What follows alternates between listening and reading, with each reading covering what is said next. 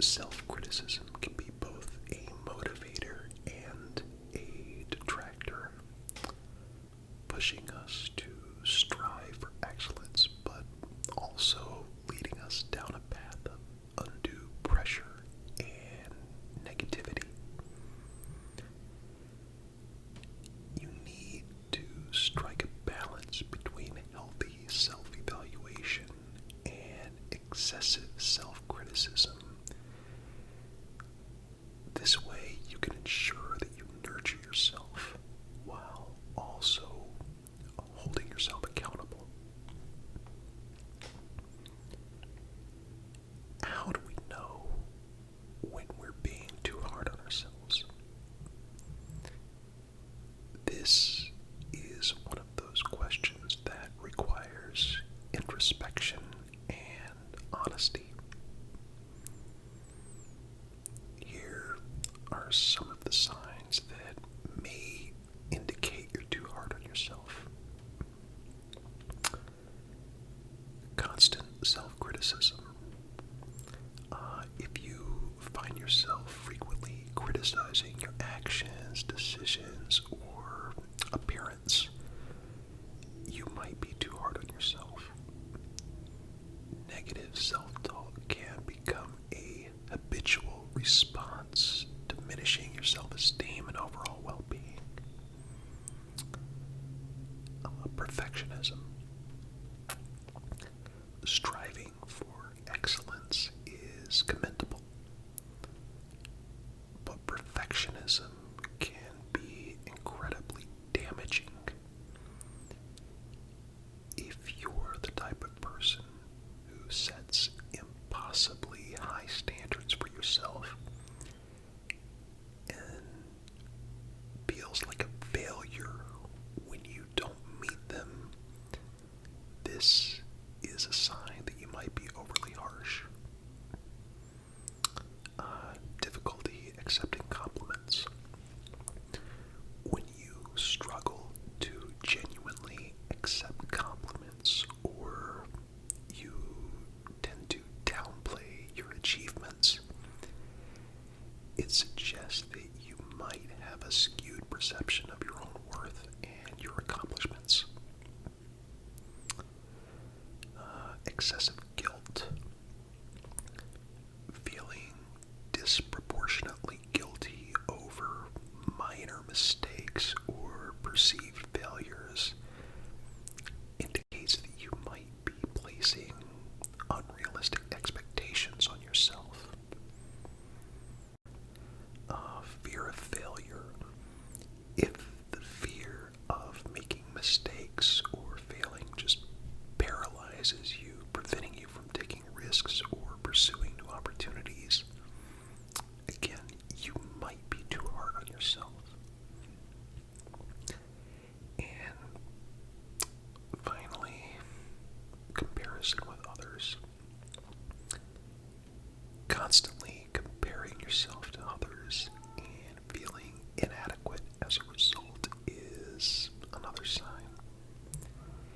It's important to remember that everyone has their own life and their own unique set of challenges to go through.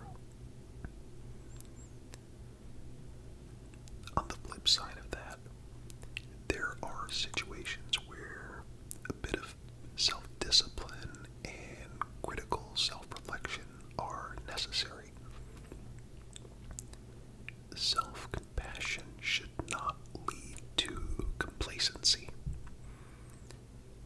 Here are some scenarios where being a little harder on yourself might be warranted instead. Lack of accountability. If you consistently avoid taking responsibility for your actions or making excuses for poor behavior, it's time to hold yourself more accountable. Procrastination. Chronic procrastination can hinder your personal as well as professional growth. In these cases, being more disciplined and pushing yourself to stay on track can definitely be beneficial.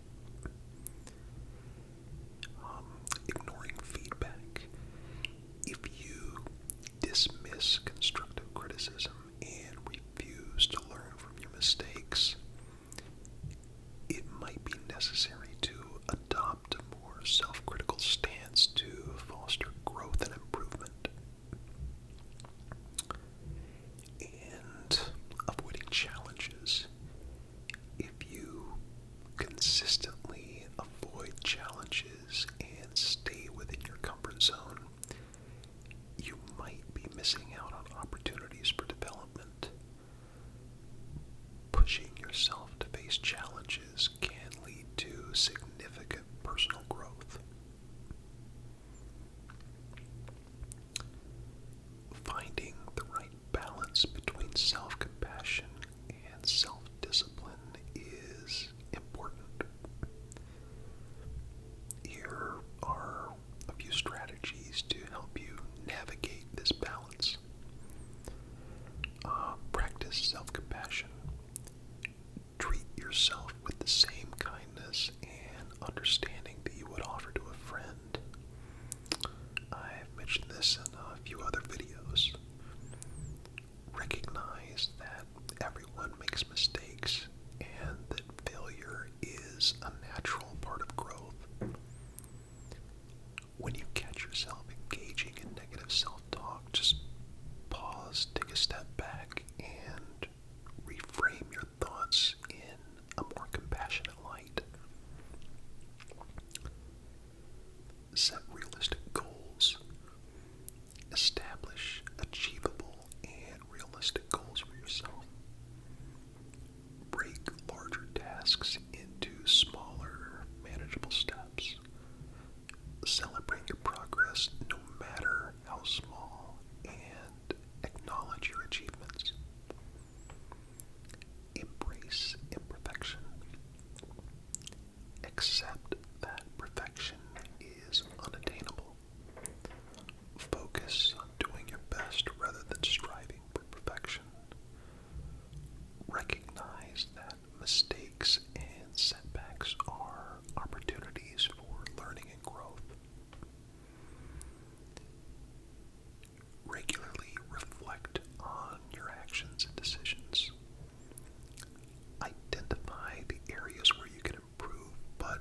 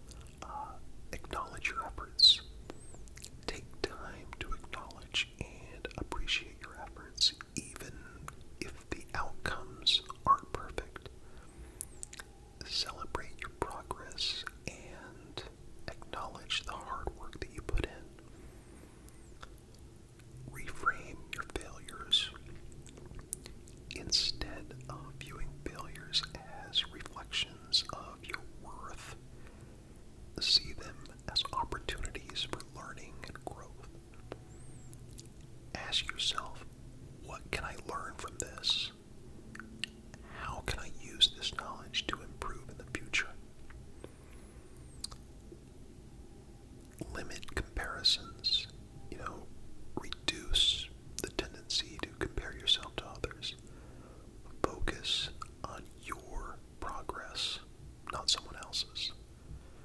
Remember that everyone has their own unique path, and comparison can be incredibly detrimental to your self-esteem. Allow yourself to take breaks and rest.